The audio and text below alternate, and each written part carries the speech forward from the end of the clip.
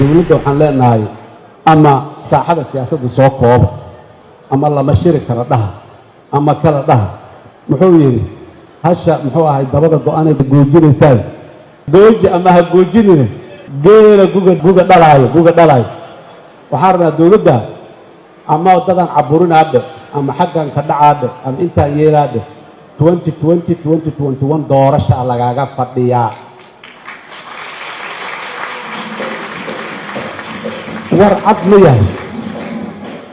doorashada iyo hay'adaha dastuuriga waqtigooda la kordhina inaan jooga jeclaaya mid odagii dardaaran la yiri ma aniga inaan jooga jeclaaya madaxda dawladda laga yeeli maayo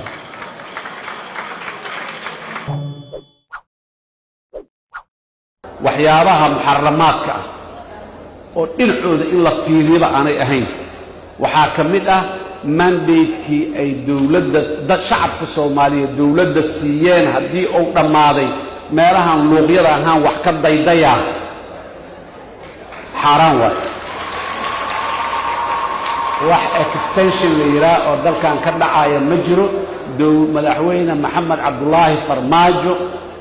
waxaa la siiyey mandate 4 sano ah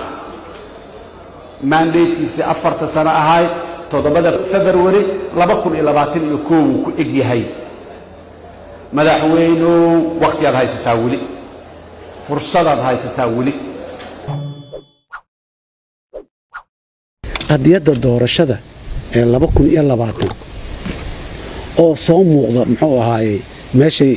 ay ku ekeeday ka hadliday mudan tahay xalay mudan tahay qof iyo hal institution oo dawladdu leedahay maxalli kale wixii lagu maamaa jiro guda qarsi dhammaan la dhihi jiro waaye guda qarsi waa dhammaaday hadda waa in xaajada laga tashadaa bisha November iyo October inay doorasho dhacday ahayd December baarlamaan inuu joogay ahayd January diyaar garow in la galay ahayd February 8 madaxweynaha in la doortay ahayd haddii intaas waxa aan rabnaa ay dhici waayaan waxaan soo 20 sano la soo dhaafo waxaan soo aragnay maaha xilliga kala guurka maareyntiisu mar walba waa dhib badnaa jirtay laakiin ama doorashaa dhacayso waa loo jeedo doorashaa socotay ama jidkay ku soo jirtay baarlamaanka bedeli lahay waa joogay markuu waqtigiisa dhacay ama jidku ku soo jiro waa soo muuqdo waa soo socda waa yimid la dhahay madaxweynihii bedeli lahay waa joogay ama waa soo muuqdo sidaas oo kale maalintaas la dooran doona xilligiisa waa sidaas la dhahay mudana madaxweyne albaabka fur adaa reerka oday u ah isku jiriyaan lana hadaa isku jiro weydid oo doorkaas dastuuriga oo leeda aad qaadan weydid Soomaaliya iyo dadka siyaasiyiin meel inta gacanta la saarto la fariisan maayo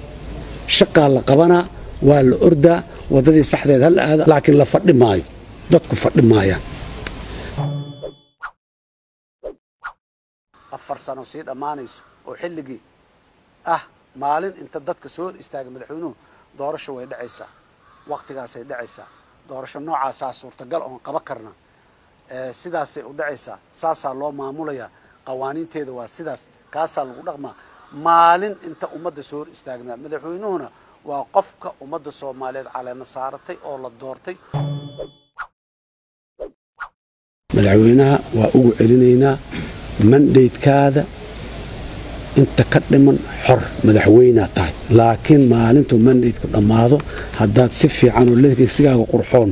uga turjubaysa aad u diyaari weydid dadku inta tashaday wax sameynayaan madaxweyne talada dalka ee lagu aaminay lagu dhiibay ilaahay hortiis oo kutubka jaamacadda gacanta u saartay ka soo bax waajibkaadii madaxweynaha asugu waa kari waay waa dhihi waay war suurtagal ma doorasho ma qaban karna asbaabtan daraadeed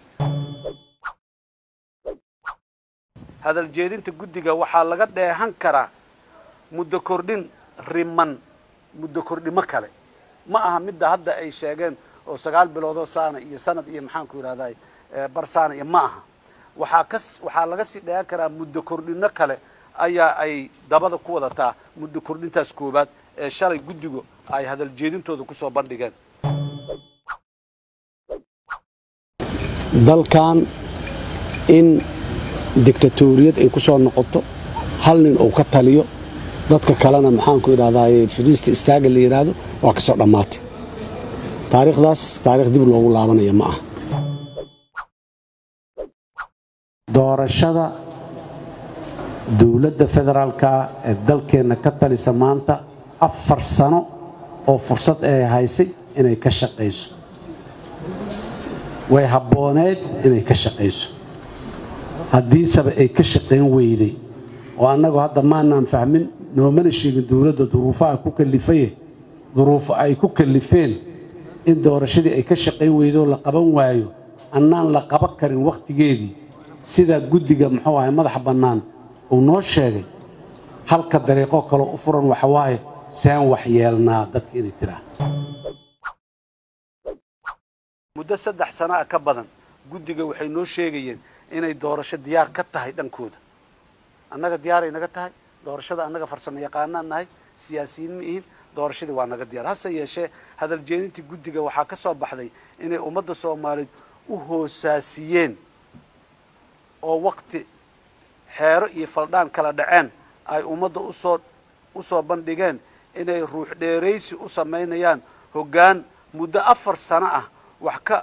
qaban waayay doorashada dalka isla markaana xoog iyo xoolo fara badan ku bixiyay burburinta nidaamka federaalka ee dalku doortay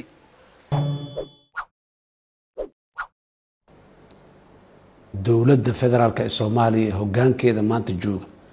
wixii shalay markii hoggaanka ay qabanayeen lagu wareejiyay oo loo dhiibay maanta in aanay haynin dawladda federaalka ahayd iyo dawlad goboleedyada xubnaha ka ahaa maanta isma hayaan dadka Soomaaliyeedna aad ayay u ogyihiin labadii aqal ee baarlamaanka federaalka ee Soomaaliya golaha shacabka iyo aqalka sare ayaguna isma hayaan haykalkii dawladnimada marka sidaas uu kala joogaa maanta dawladihii xubnaha ka ah dawladda federaalka ayaa dhuusamareeb isugu tagay ku shirayo dawladda hoggaanka u ah inuu isugu yeero isu keeno isku hayo la'aantiis ayay ayagu intay isdoonteen markay arkeen meesha xaal marayo ayay dhuusamareeb isugu tageen waa bogaadinaynaa waa hambalyaynaynaa waa tallaabo bilow ah oo dhinaca saxda loo qaaday aanan hubo haddii lagu sii dadaalay in ay guul weyn oo aad iyo aad u ballaaran ay ka imaan doonto dawladdu federaalka ee Soomaaliya iyo hoggaankeedu inay ka waantoobaan caqliga u soo noqdo wixii ay sameyn jireen iyo wadadii ay sameyn jireen wada aan ahayn inay hadda cabiraan in loo baahan yahay waan soo sheegnay wixii hore khilaaf iyo kala qaybsanaana ka dhalatay shirkaas bilowday maanta oo Soomaalidu ay saa u soo wada eegaysa ee dhuusamareeb ka socdo waxaan rajaynaynaa inaanay carqaladayn oo aanay tashwiish ku furin oo aanay ka gaabin oo aanay ka daahin haddii ay intaa ka dhowrsan waayaan dadka Soomaaliyeed waxaan u sheegayaa ama madashu ay u sheegaysaa cawaaqibka ka dhasho tallaabada dawladda dhexe ay Muqdisho ka qaado iyo go'aanada siyaasadeed ama dhaqanka siyaasadeed oo ay la yimaadaan mas'uuliyaddeeda ayaga u baa qaadayo حسن شيخ محمود حسن شيخ محمود شريف شيخ أحمد حسن شيخ محمود محمد عبد الله فرماني حسن شيخ محمود عبد الله علي أحمد عدو علي قيس مغامر عصب علي